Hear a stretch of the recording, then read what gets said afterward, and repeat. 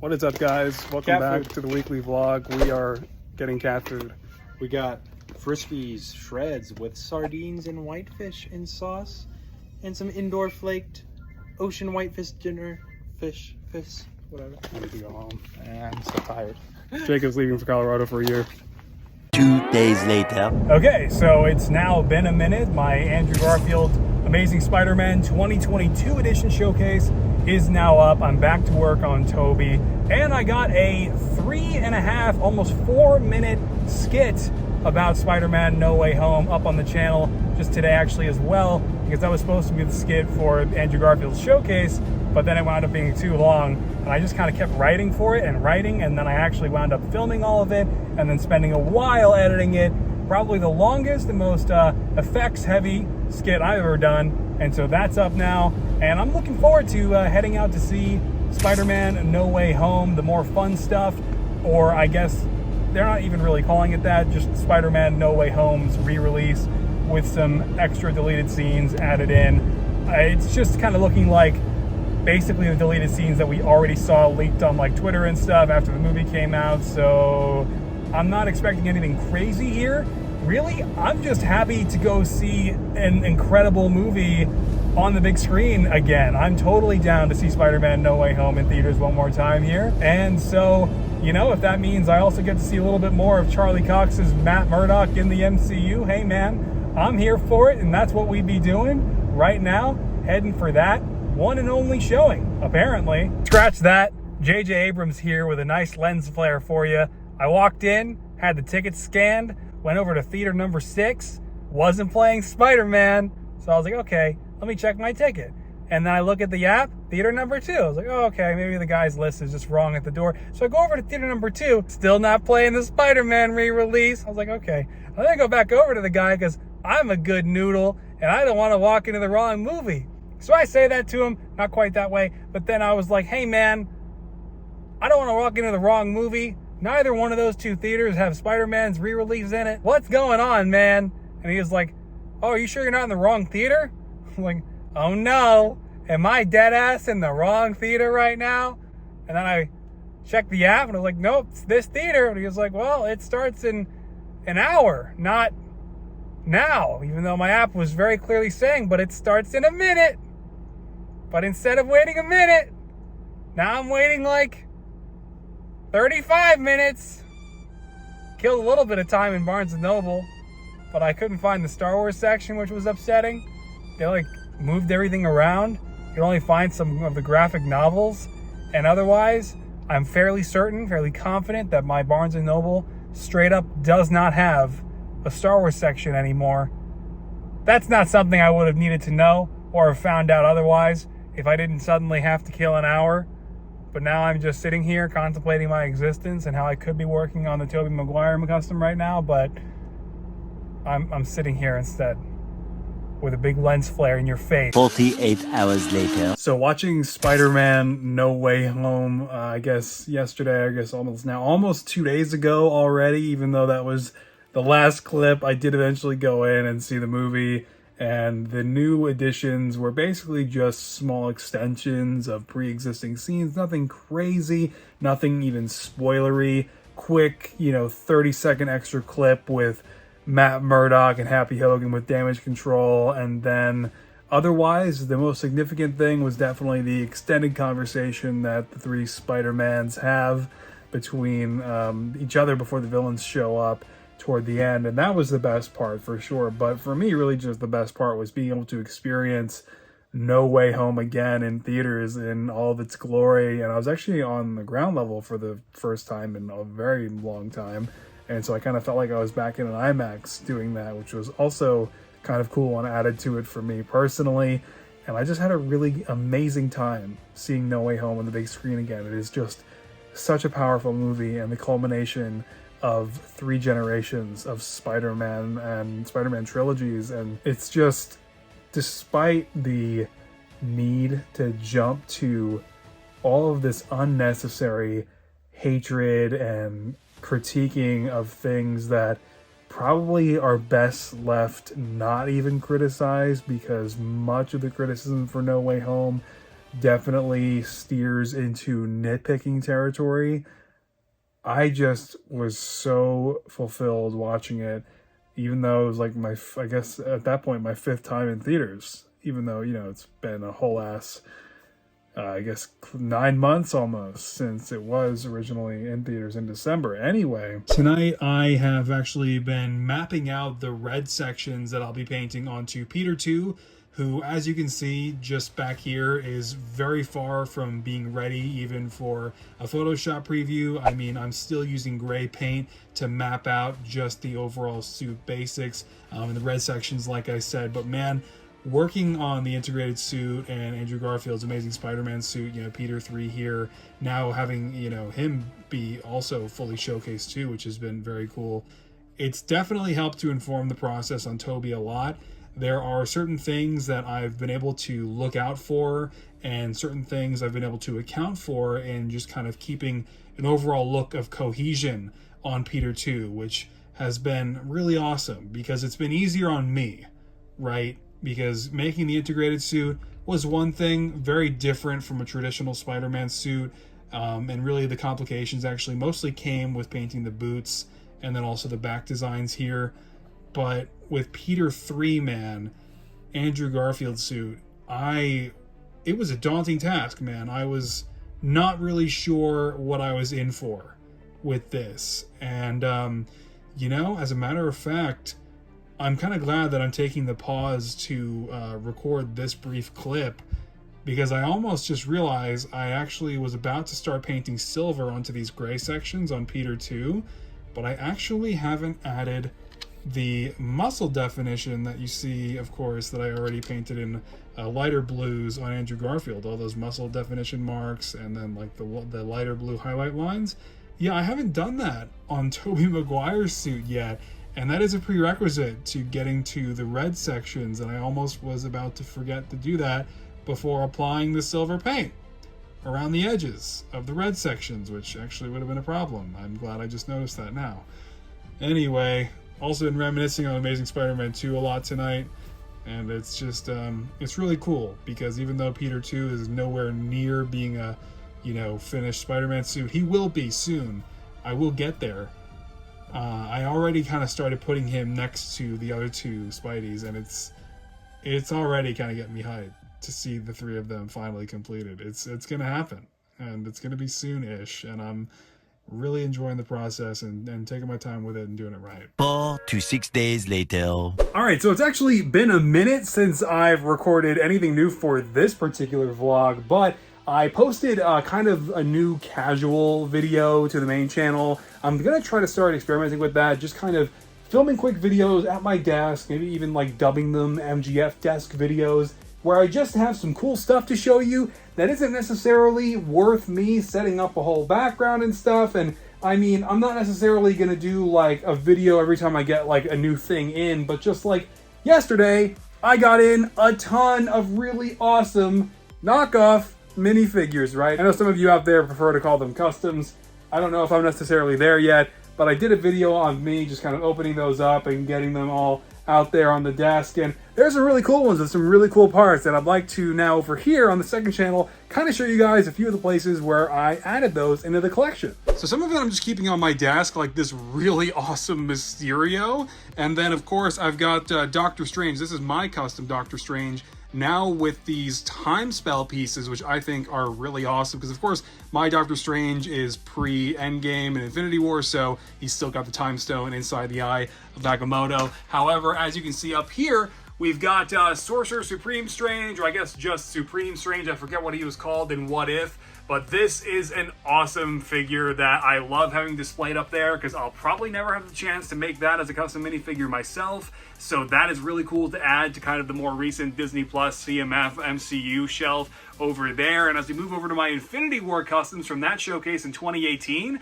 you can see I have Doctor Strange up there with the multiple arm extensions, which looks so sick. That looks amazing. It's basically the Lego minifigure. I think I used the Lego minifigure's torso and legs and the head from No Way Home, and then I just added all of the knockoff parts on there from, I think, WM minifigures, probably, maybe. I don't really keep track of the brands. But as we move over here, you can see I've got Doc Ock and the Green Goblin. Of course, I will be making full-blown customs of these two in the near future, but just having these up here for now in the collection is just so awesome. I do have to get a Harry Potter hairpiece for Doc Ock up there, and while I mean the Green Goblin helmet on this is kind of awkward and the glider is a little simplistic, it's still just so cool to have on a shelf, and it works as a temporary solution. And even when I make my own Green Goblin using Shamrock's custom kit, I might just leave this guy up here and display the custom elsewhere anyway. And then over here I've got Doctor Strange. This is the Multiverse of Madness minifigure, just with a few upgrades, just in the form of some of those new casted spell pieces, and also that giant flame base piece, which I would love to use on like a Human Torch custom one day. Anyway, I gotta take you way all the way over this way because I've got a little Agents of S.H.I.E.L.D. reference set up here and a Moon Knight corner. Now these obviously are not nearly as great as they could be, especially that Moon Knight, which would be incredible to make myself using Nate's Minifigs parts. Just not sure when the time is ever gonna come for that. However, I've got my Agents of S.H.I.E.L.D. Robbie Reyes Ghost Rider with one of those Doctor Strange portal pieces behind him. Because spoilers for that show, that is how he ultimately exited the series, was through one of those portals to return the Darkhold. But yeah, just some additions with some of these knockoff minifigures. Of course, they are not the only ones on this shelf already. I've never had an issue displaying them, especially up on a shelf where you're looking at them at a distance and the quality of the plastic or the printing or, you know, any of the designs are just really not too apparent. I mean, just looking at the shelf alone, you can barely see him. Abomination, I mean, Ironmonger there. You've got, of course, Whiplash in his giant suit. All of those guys are also knockoff minifigures, and I think a few others that are just not, I mean, like Spider-Pig and I think Spider-Noir are over there too. So, you know, nothing new for me to do this, just some new additions. Now though, I am very excited to get into the next part of this vlog with you guys because I got in fairly recently a very special collector's item from Bagel Studio and Legend C-Mock, a collaborative custom printed Ahsoka Tano minifigure as she appeared at the end of Star Wars Rebels. This is really special for a number of reasons, but as you can see, what I ordered originally was actually everything up top here with the main minifigure, the hooded piece, the lightsabers, the staff. That was the original pre-order for their first collaborative minifigure here, beginning with Ahsoka, and then later with the custom Montrals and Leku head tails piece, the additional heads, hands, and the Convor Morai bird went up for pre-order, and I added that on. And surprisingly, for those I guess who also pre-ordered the additional pieces, it came in this different case with all of it included in one foam frame. So I can't wait to get into it with you guys here. Let me go ahead and unbox it. Oh man, I love the collector card. Legend C-Mock collaboration by the Will of the Force between BagelStudio.com up there and of course Legend C-Mock at the bottom. That is just that is just so cool, man. I'm not gonna take it out of that plastic sleeve. It's going back in the packaging, but man. Okay, and here is the base minifigure unboxed and in person. This is so cool to see because I know how important this is and how special this is for Bagels, given that a few years ago it was kind of his dream figure to have made after designing this edit and posting it to Instagram. And not too long ago, about a week ago, he actually revisited it now with the real minifigure, which is so cool because I remember how long he struggled to sort of figure out how to make this minifigure into a reality before finally collaborating with Legend C-Mock and developing such a successful partnership with them to produce just the utmost highest quality custom printed minifigures out there for Lego Star Wars that are definitely collector's items. These are not for everyone. These are passion projects, and that's why this is as good as it gets and the best of the best. I mean, getting a custom ABS white hooded cloak piece with the Leku draping down and the stripes still printed on, very difficult to produce something like that. A piece like this staff here with the chrome effect as well, definitely not easy to make these minifigures, let alone this level of pad printing of Bagel's designs. As you can see, This is just the cleanest, the sharpest, and the most crisp printing you'll ever come across in the custom Lego minifigure community from any vendors out there. This is as good as it gets. The primary face here, as you can see, is a direct recreation of Ahsoka's expression to Sabine just before they depart at the end of the series, and that is just so cool. And then the alternative facial expression is more of an aggressive look, which is also very cool to see, and especially given that I have the I think like digital or UV printed versions of Baggles' Ahsoka heads that he released last year, so now to have some of these pad printed is just so cool, and what a full circle moment. Before I go ahead and remove the amazing cloak piece, and as Rosario Dawson herself would call it, the Ahsoka the White appearance from the minifigure, I just want to take one final quick look at that. I mean, my God, man. So earlier on in 2022, if you were around and got your original pre-order in for the base figure, this is what your Ahsoka would be left with without the cloak, because obviously just this printed minifigure and the cloak and that hooded piece and the staff and these lightsabers are difficult enough to produce as just the initial purchase. But that is why, of course, Baggles and Legends CMOC after the fact offered a separate optional expansion pack, which includes, of course, this amazing Montrals and Leku piece for Ahsoka's headtails, 2 alternate faces, Morai kind of as a separate free gift, which was really cool, and the separate pair of printed hands. And after just now connecting the headtails piece onto the minifigure for the first time, I think I can probably say almost with absolute certainty this is the best custom printed Lego minifigure I have ever owned or added to my collection ever. This is just absolutely outstanding, and I mean, just the look in her face, I mean, it just, while yes is from the end of Rebels, also to me could just spell the scene of tragedy when she confronts Vader. Unfortunately, this is not the Baggles Rebels Vader that they also offered as a collab after the fact. I missed out on that one, unfortunately. At the moment, Ahsoka is just gonna have to face off against my custom Vader from many years ago, which is okay, but I mean, this is just wow. Now, this is the standard neutral expression from the expansion pack. I've shifted the original head with the aggressive expression back over to the base figure's accessories. And I mean, it's a little bit of a snug fit, right? The headtails piece is a little bit tight, so I'm not sure if I'm necessarily going to put the other closed eye expression onto the minifigure, but you can see that alternate head included here as well. Just fantastic.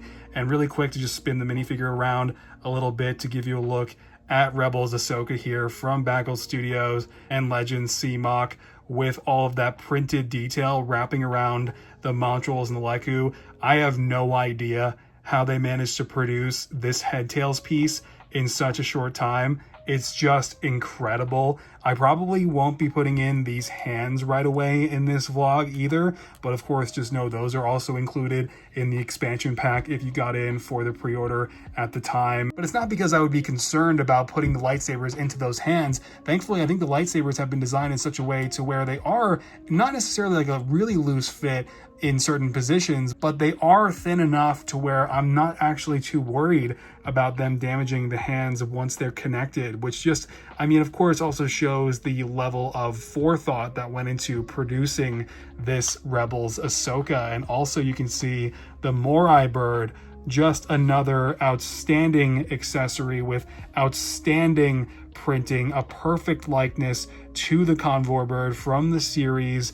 I mean, it's just all done in ABS plastic, all with pad printing. You have the Lego compatible stud slot right there at the bottom, of course, so that Ahsoka can hold Morai, and that just looks so amazing. The entire package is just so amazing, especially if you also were able to pick up the actual expansion edition. And as I mentioned at the start, this is not for everybody. This is a collector's item. This entire kit, of course, for any independent designers and artists or vendors in the online Lego community is very difficult to have produced, and that's why these are made in such limited quantities. And I absolutely am so excited that this is a part of my collection now, as it was just such a special passion project also for Baggles. And while I may have missed out on Darth Vader. I hope that eventually I can still someday add him to the collection to really complete this moment from Star Wars Rebels and this iconic moment in both of the characters' lives. But guys, also Baggles and Legends C Mock, they also have a Cal Kestis coming. I mean, a second sister, Darth Revan, among many others, which is very exciting because this Ahsoka and their Star Wars Rebels Darth Vader with the Obi-Wan expansion edition version with those helmets and the Hayden Christensen heads, these were all put up for pre-order earlier on in 2022, and often with a lot of custom printed minifigures, the turnaround can be very long, meaning you could be waiting anywhere from 8 months to a year or sometimes more, whereas with Ahsoka here, you're waiting a lot less than a year. I think I pre-ordered this back in like March, so to have it arrive in the beginning of September here, all the way from Australia, or I suppose in Hong Kong, I think where Legend CMOC is based, if you ordered it from them, is a really great turnaround on a high-end custom printed minifigure like this. It's a real produced minifigure now, and so just huge congratulations to them. Always going to be so happy to support their work and their collabs when I can. So now this is kind of random but also so cool, and I've been really excited to share it with you. You guys probably saw Jake briefly there at the beginning of the vlog, and he is now living in Denver, Colorado. He did his whole 2-day move shortly before his birthday that passed recently, so happy late birthday to Jake. But also when we met up last before he left, he gifted me with his custom painted Clone Commando Niner from the Republic Commando books, of course. And I mean, just one of the coolest looking Republic Commandos that he repainted himself from a Black Series Commando boss figure. And I mean, this is just so cool, and he did such a great job. It's so well done. I mean, I just really commend him on the work that he did with the weathering and just how authentic and realistic it all looks. And I really just so appreciate Jake giving this to me before he left for Denver, Colorado. And I mean, dude, this is just, I mean, one of the coolest parts of my collection now, and I have to find a proper place to always cherish it and keep it amongst, you know, some of the best parts of my Legends collection, because I think all the work that Jake put into this, it deserves nothing short of that. This is just so remarkable and unexpected, and I can't thank him enough. And I'm going to miss the guy for the next year until he makes it back out here to Western North Carolina, but I really wanted to show this to you guys because it is now one of my favorite parts of the collection. I have a few more random action figure things I want to show you. This one is actually really special to me personally because this is my first actual action figure from the Obi-Wan Kenobi series. It's Ewan McGregor in his episode 1, or I guess part 1 through 3 appearance before he got burned and barbecued by Darth Vader himself, of course, at the end of part 3. And this is just kind of surreal after seeing the guy in person and then now reduced to a Black Series figure. It's definitely a different thing. I mean, the face is obviously not quite right and the hair is not perfect either, but for a retail figure, that's certainly pretty close to what I saw. And I mean, that's really surreal. Now, the vintage collection here is going to survive the great plastic packaging purge because, of course, getting these card backs and then having the figure attached to the bubble while you enjoy the artwork is kind of like a big part of the collection experience for buying vintage collection figures. And so now that continues with the 332nd Clone Troopers from the Siege of Mandalore, the detachment of the 501st, who of course painted their helmets in solidarity with Ahsoka. And I mean, these figures suck, but it's so cool to have them even exist and have them on these card backs. I still don't take this stuff for granted after going 5 years with absolutely no possibility or hope of ever having Clone Wars merchandise again, to just kind of being smothered in it. It's a really great problem to have, even if not every figure hits it out of the park. These are still pretty cool. And finally, I did want to talk about D23 for a second, because everybody was thinking D23 was going to be the second San Diego Comic-Con of 2022 with a major blowout, just filling out all of the other untitled projects and giving us the Fantastic Four casting announcement and just so much more. That did not actually happen, even though new footage and trailers were shown to the audience there for things like Black Panther Wakanda Forever coming up really soon here, or once again Ant-Man 3 Quantumania with Kang the Conqueror, or at least one of his variants in that movie, and additional plot details revealed. You know, we did get a new Andor trailer. We got this brand new trailer, of course, that was only really shown to the audience, I think, or at least images rather, of the Ahsoka series, and Rosario Dawson just looks incredible. I mean, we got to see Sabine in front of the mural live action again, not to mention the new casting announcement that Ezra Bridger, of course, as we already suspected, is in the series, and Dave Filoni did cast an actor for the role that is not actually Mina Masood. I forget the name. I think it's Iman Esfandi, if I'm not mistaken, who is going to actually be playing Ezra, and the guy just looks exactly like him. It's incredible casting, and I have no doubt that Dave Filoni made the right choice here, so I can't wait to see that. I never liked Ezra or Sabine as Disney XD characters. They were a little too kiddish and cartoony and like Disney XD mascots for me. You know, they never worked for me as animated characters, but live action now, I'm thrilled to finally become fans of those two, even though they never worked for me throughout the entire run of the animated series. I did finally start to love Ezra Bridger at the end of Rebels, but then the series ended and I wasn't actually able to really enjoy the character much more after that. However, all of that said, yeah, there was no Fantastic Four casting, which is fair. The movie's still a ways off, and they just shifted directors, so there's a lot going on there. She-Hulk is still going on with Matt Murdock, and it sounds like he's only actually in one episode, according to Charlie Cox. I'm guessing that's probably episode 8, since I think Hulk has to come back, and there's going to be a whole thing with Abomination, and I think Titania in the finale, based on some behind-the-scenes stuff the actors have posted, but we will see. I'm hyped, not necessarily for the yellow suit that Charlie Cox will be wearing in the She-Hulk episode, but just the fact that now Charlie Cox's amazing performance as Matt Murdock is translating into the mainline MCU, and he's actually interacting with major players like Jennifer Walters in what I have found to be a phenomenal, amazing, really creative, witty, and fun series, despite the obviously wonky She-Hulk CG half the time that tends to be very distracting. Thankfully, I find that the script and just the overall quality of the series outside of that issue does make up for it, and Wong has been a ton of fun. Madison was a ton of fun in the previous episode. I love that this series is actually just really casual, and it's just these characters living in the day-to-day in the MCU while still dealing with the major players like Abomination or Wong or whatnot, and that's what I've always hoped to see from these Disney Plus shows. Not necessarily just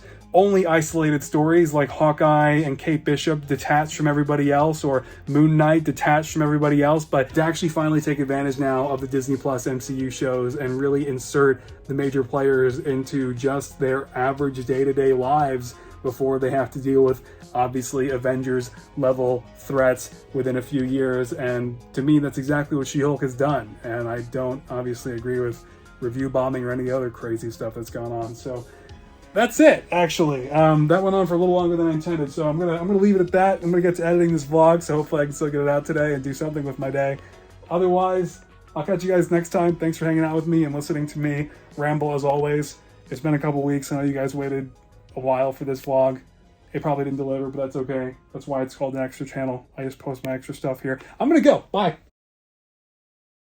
Wait, no, sorry. I'm not done. I didn't talk about Tales of the Jedi. I really wanted to talk about Tales of the Jedi. Tales of the Jedi looks amazing. It was the only panel we didn't make it to at Star Wars Celebration, all my buddies and I. And so now to see this fully public trailer, I can't believe the world that we live in, that thank God we're not getting lesser quality, lower budget Disney XD shows anymore, but that the Clone Wars was brought back for a final run of 12 amazing episodes. Well, most of them amazing episodes. And then the Bad Batch greenlit as its successor series, getting a season 2 January 3rd. And before that, Dave Filoni just got a freaking anthology series called Tales of the Jedi greenlit, which has so much potential to not just focus on the characters of the prequel era. I mean, the title is so general that you could just bounce around from any era with this title, and I hope they do in the future. But for now, they're starting off with various points in Ahsoka's life from when she was first born, first detected to be Force sensitive by her natives in her village,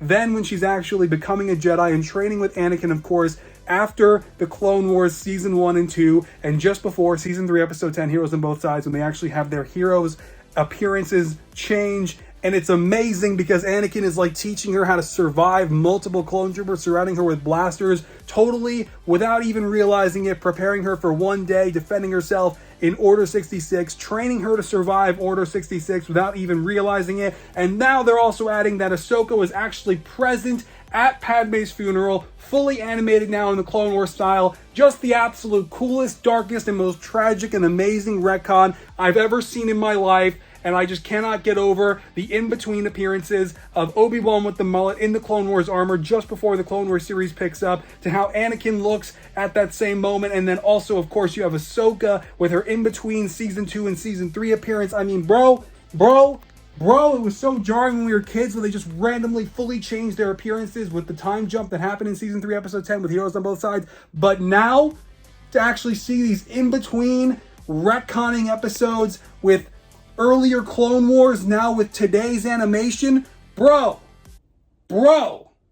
I'm so hyped, and I can't wait to see Count Dooku's fall to the dark side also as the other side of these anthology episodes. We're getting, I think, like 3 or 4 for Ahsoka and then 3 or 4 for Dooku. And you got young Qui-Gon in there, voiced by Liam Neeson's son. You've got freaking Yaddle probably getting killed by Dooku because she finds freaking the secret Sith clubhouse at the Outer Banks, or actually the works of Coruscant, which is like so hype.